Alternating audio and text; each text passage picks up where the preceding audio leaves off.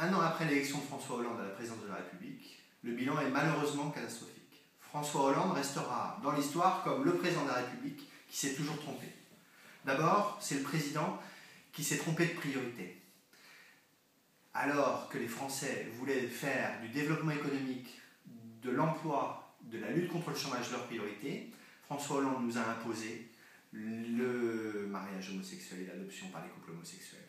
Il nous a imposé le recrutement de dizaines de milliers de fonctionnaires, la recherche sur l'embryon, l'introduction de la théorie du genre à l'école, la réforme des rythmes scolaires. Autant de réformes qui ne correspondent pas à l'urgence de la situation de notre pays.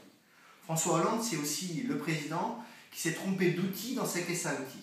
Il nous avait promis un choc de compétitivité et nous avons reçu, tous les Français, un choc de fiscalité qui étouffe la croissance, qui étouffe l'économie française.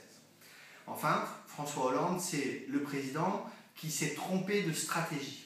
Il a choisi, au lieu de rassembler les Français, alors que la situation de notre pays l'exige, de rassembler toutes les forces vives, d'où qu'elles viennent, au lieu de rassembler les Français, il a choisi, à travers ces sujets de société, de diviser les Français, de fracturer la société française pour mieux régner. Il a fait la même chose au niveau européen d'ailleurs.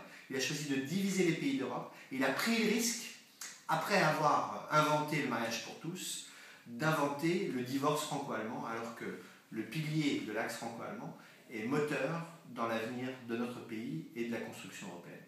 Et enfin, François Hollande, c'est le président qui s'est trompé de cap.